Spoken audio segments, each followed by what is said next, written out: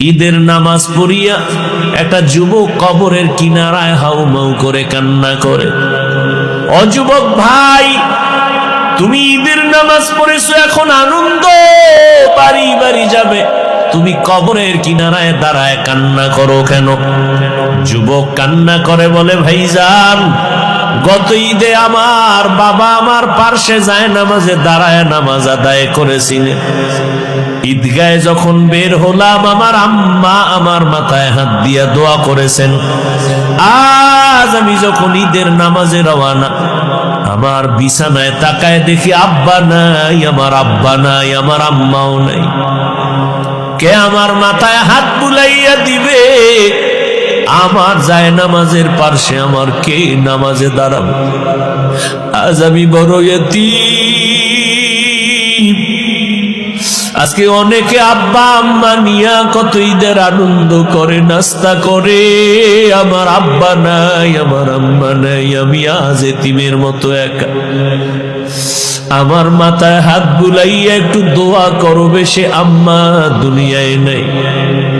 আমার বাবা আমার মাথায় ছায়া দিয়া রাখবে, সে বাবাও নাই, আমি বড় এতিম। আমার পাশের মানুষ যখন আব্বু বলে ডাক দেয়, আমার কলিজাটা ফেটে যায়। আমার কপাল বুঝি খারাপ, আমি একবারও আব্বু বলে ডাক দিতে পারি না। আমার পার্শ্বে যখন সন্তান আম্মু বলে ডাক দেয়, আমার কলিজা ভেঙে যায়। আমি কাকে আব্বু বলে ডাকবো? আমার মা নাই। আমি যত কষ্ট করতাম, যেখানে যাইতাম রাতের গভীর হয়ে গেলি মা বাবায় টেলিফোন করতে, ও বাবা এখনো কেন ঘুমাও না, খানা খাইছো নি, শরীরের হালাতটা কেমন, বারবার টেলিফোন করতে। আজ আমার মা নাই, বাবাও নাই, টেলিফোনে রাত 12টায় কেউ খবরও নেয় না।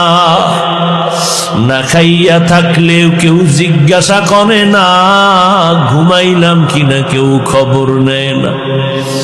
ও আল্লাহর বান্দারা, এখানে যারা আছেন এতিম,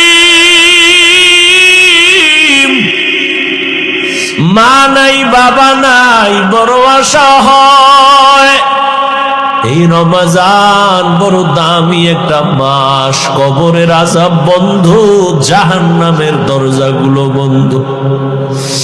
ওই কবরে কোনো আযাব নাই, রূহগুলো অপেক্ষায় আছে। সন্তান, আজকে তুই কোন ঘরে ঘুমাইতেছ? ওই ঘরের মালিক তো একদিন আমরা ছিলাম। আজকে তোরে বড় বানাইতে গিয়া আমি মা কত ঘুম নষ্ট করেছি। না খাইয়া বাবা তোমারে আমারে খানা খাওয়াইতে এত কষ্ট করে বড় বানাইছেন। ওই মা বাবাকে ভুলিয়া তুমি কেমনে ঘুমাও রে বাবা? ওই মা বাবার জন্য তৈরি হও, কবরে সওয়াব পৌঁছানোর কি ব্যবস্থা করো।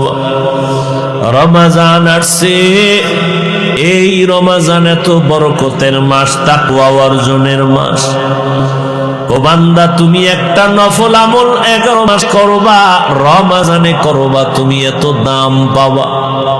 একটা নফল অন্য মাসে করো, রমজানে করবা, ফরজের সমান সওয়াব হয়ে যাবে। অন্য মাসে একটা ফরজ আমল করবা, রমজানে করলে 70টা ফরজের সওয়াব জমা হয়ে যাবে।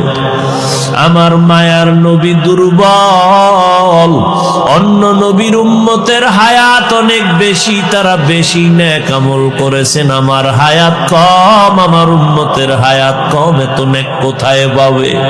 আল্লাহ বলেন, ও নবী জানেন না আমি আপনার কত বড় আশিক? সব নবী আমার বন্ধু, আপনিও আমার বন্ধু, তবে তবে ব্যবধান হলো সব নবী রাসূল আমি আল্লাহর আশিক, আর আমি আল্লাহ নিজে হলাম আপনার আশিক। আপনার উম্মতের সুসংবাদ শুনায় দেন, যদিও হায়াত কম তবে বরকত আমি দিব অনেক বেশি। অন্য নবীর উম্মতেরা 1000 মাস লাগাতার 1000 মাস ইবাদত করে যা পাইতো,